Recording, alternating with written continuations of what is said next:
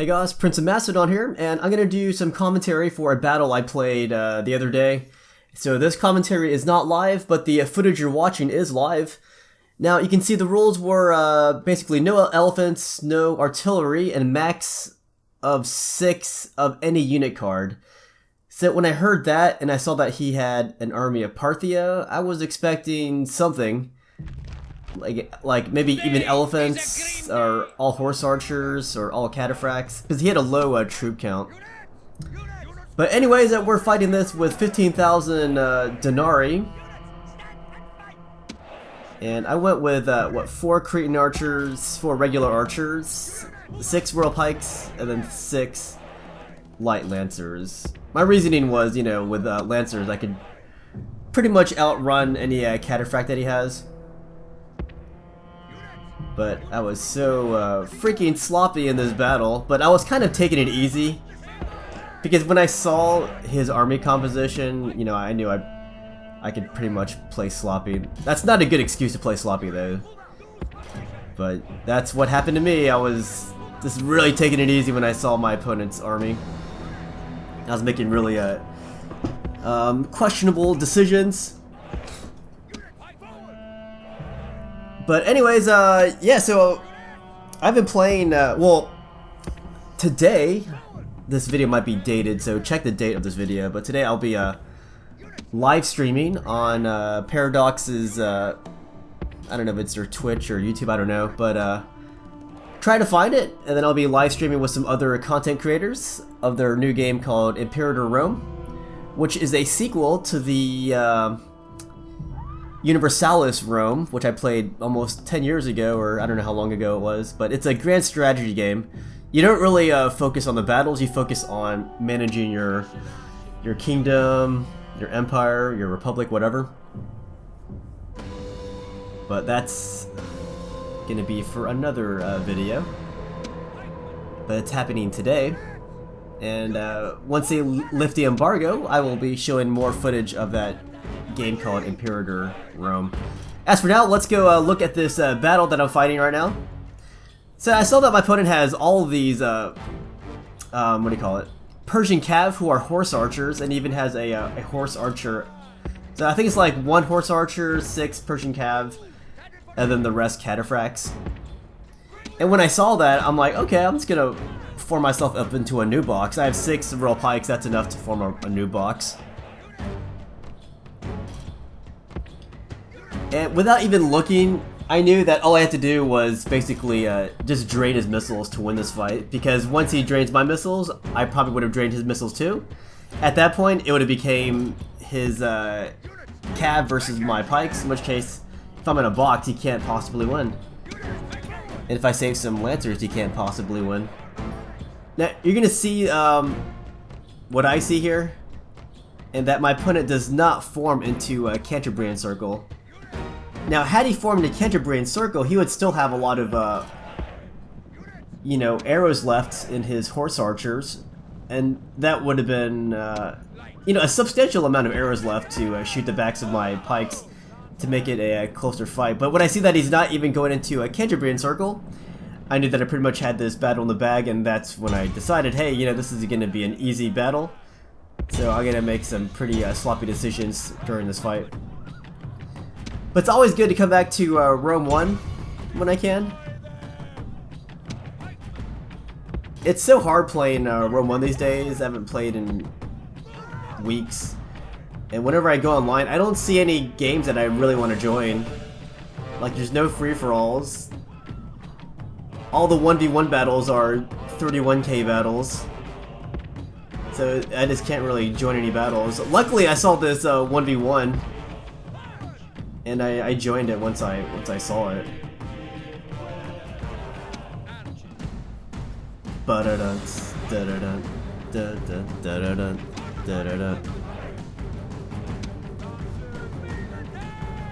So yeah, look at that Persian cav unit. Wait, no, that's a horse archer unit right there, I believe. The one that's closest to my my box. Yes, it's a horse archer unit.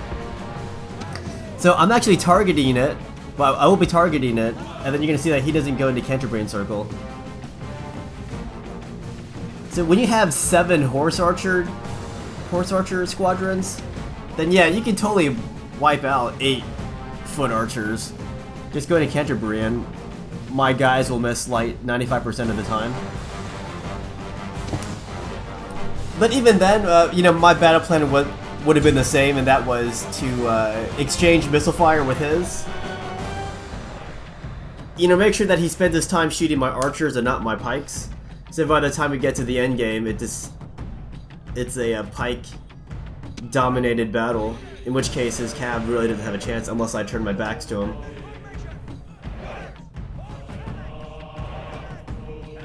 So this is a pretty good matchup, you know, Parthia Macedon. Parthia definitely has the cav edge. But on the other hand, Macedon will have it has more diversity. And it's got some, you know, longer range missile units in the form of Cretan archers. But then again, when Parthia goes into Canterbury circle, it can negate that range by just making me miss. And yet, it should be said that, yeah, he's not going to Canterbury circle.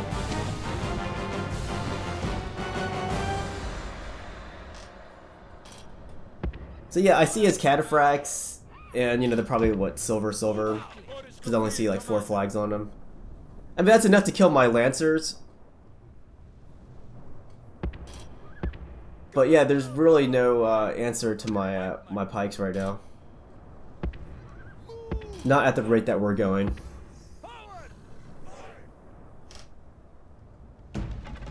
Dun, dun, dun, dun, dun, dun. And yeah, I haven't really seen any siege battles in Rome Total War either. Like, I wouldn't mind doing a siege battle after all these years, or after all these weeks or months not having played a siege battle. But when I see siege battles, they're 100% of the time passworded or team games. I don't do team siege battles, and I don't do passworded siege battles unless I can figure out the password, which I've only managed to do like once or twice. No, actually a few times actually. A lot of people put like really dumb passwords like 123, and I will always try that if it's a 123, and if I get it, I'm in, and then I'll just say, hey, you know what? I figured out your password, let me play. And that's when I usually get booted. So I guess, you know, I really can't play passworded battles because they don't want me in there in the first place. By the way, be careful passing through pikes who are in a phalanx formation, because a lot of times your cav will actually get impaled on them somehow. It's kind of bizarre. I've done it a few times. So my opponent's divided his cav into 2 different wings, opposite my box here.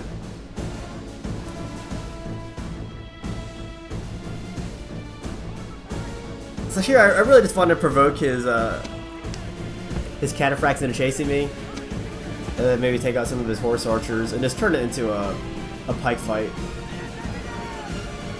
But here, I'm gonna make some really dumb moves here. But you know, again, it doesn't really cost me anything. Because if you look at my unit cards. My pikes are virtually untouched. Like, one is down to 109 from 121, but that's, in the grand scheme of things, untouched. So you see his cataphracts coming,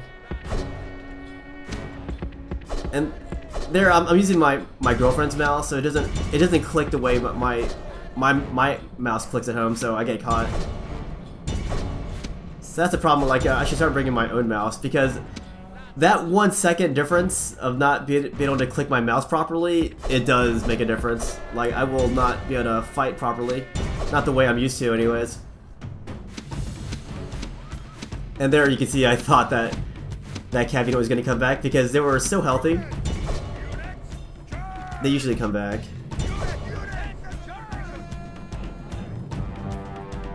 So here I made a stupid choice, a stupid decision. I'm gonna gamble that I can take out the Persian cav before his cataphracts get there. I kind of do, but he touches me, so I lose even more guys. So yeah, here I'm just playing really sloppy.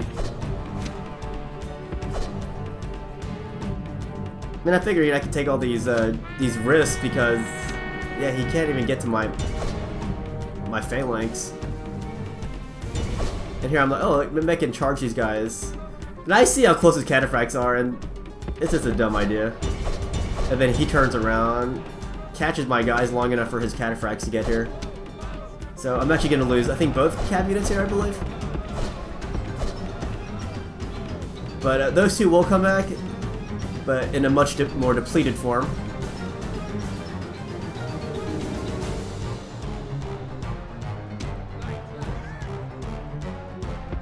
That's pretty much just me saying, hey, you know what? I can play this badly, and you're still gonna lose just because you have no answer to my pikes there.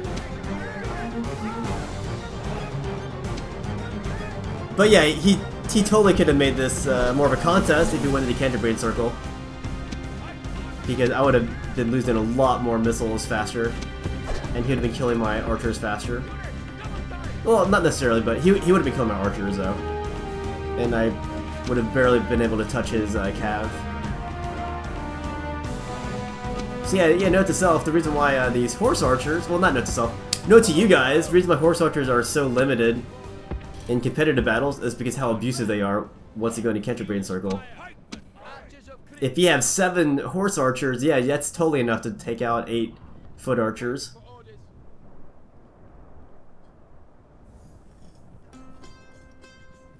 Anyways, I hate that I didn't record the commentary here, because I hate going back and adding post-commentary to these fights. But you know, I got the footage, and I kind of remember what happened in this fight.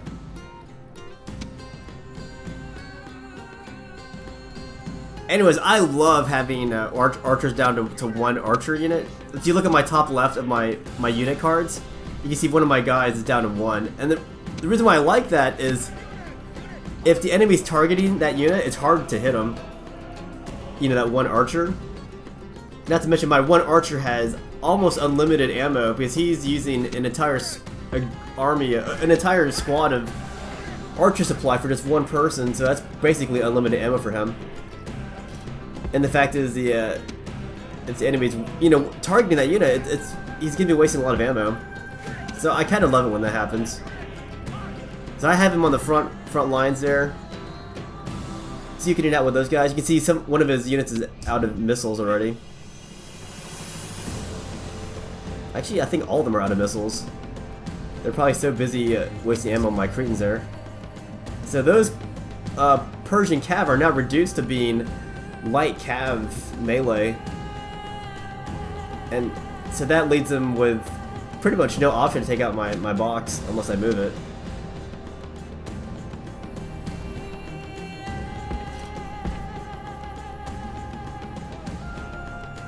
Alright, so he has some archers, or some archery left in him.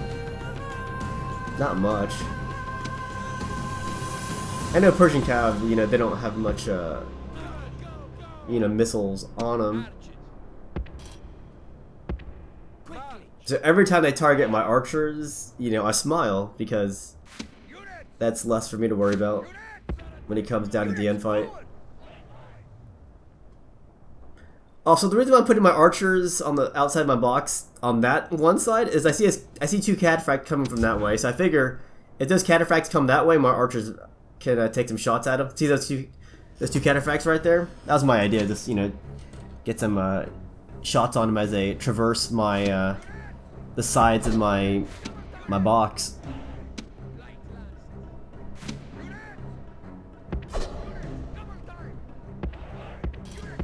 So yeah, if I really wanted it to come down to it, yeah, his cataphracts could not catch my lancers. But if I'm gonna take a risk with a mouse that I can't really control, then yeah, he's definitely gonna catch me. And yeah, just keep his horses tired, because cataphracts take forever to regenerate their health or their stamina.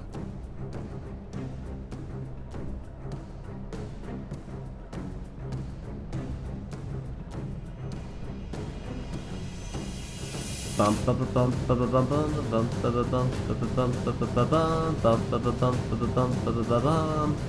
yeah, when I see an army split like this, like my opponents, you know, I like to put all the emphasis on one side, and then without any chance or without any foreshadowing, I switch direction to the other side, taking him off guard. There, I just kind of ask him, do you have any plans for my pikes? I don't think he really has a contingency for him at this stage. But yeah, I'm getting close enough where I can see his stamina level. So they're very tired, so which means if I switch directions to the other horses, those guys can't really help anymore. If they do, they'll be exhausted by the time they get to the other side of that map.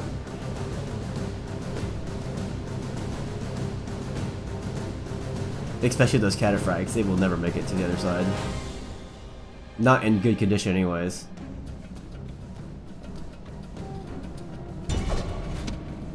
Here, I'm gonna get my guys killed over here.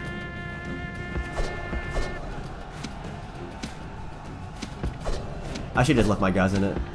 But yeah, those two guys were gonna die. So I was like, ah, screw it, you're dead anyways. Now here's what I'm gonna do. I'm gonna switch the attack to the other side. Again, look at his cav force. They are too tired to switch sides right now. Which means those 3 Persian cav on the other side are gonna be my targets. And if those cataphracts intervene, they'll be targeted too. Either way, I'm switching targets. He's just so confident that in his mobility that he doesn't realize that his horses depend on stamina to be mobile. Without that stamina, they are not mobile.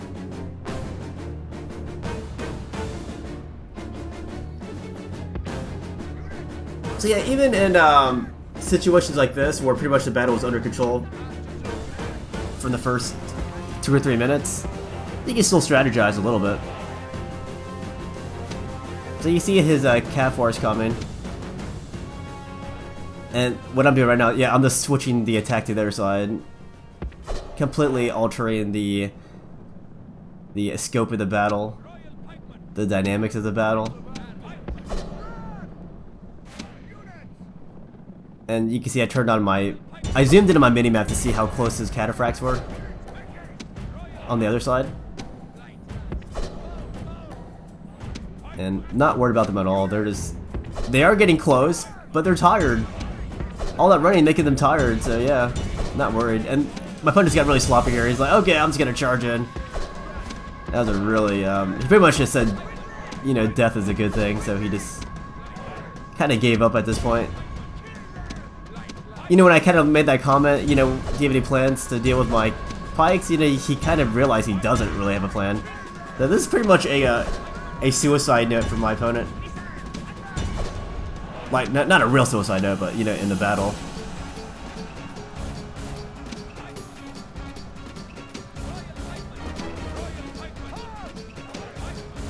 But yeah, let's say we switched armies, and I had all those horse archers, and yeah, I totally would have gone into Canterbury.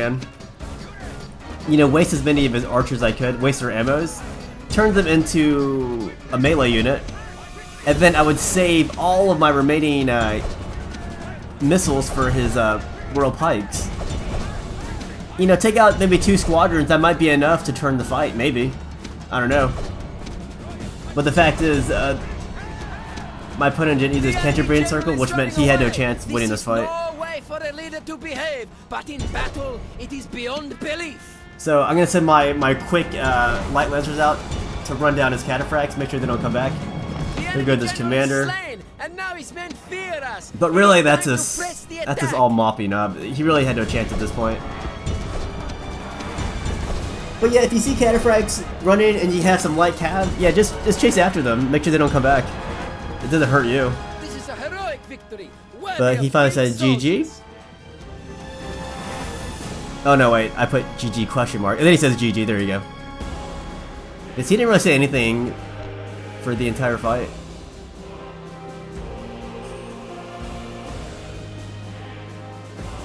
But yeah, the battle, I keep saying this, but in case you guys forget, the battle was under control once I saw that he had no desire to use Canterbury Circle. And then, yeah, just gonna show you the armies here, making sure the scale's proper. is that we played on large scale. If you don't change the unit scale to the unit scale you fought on, it's going to make the numbers look a little different. I mean, overall the same army, but different numbers. So that was his army. He had all those Persian cav and horse archers.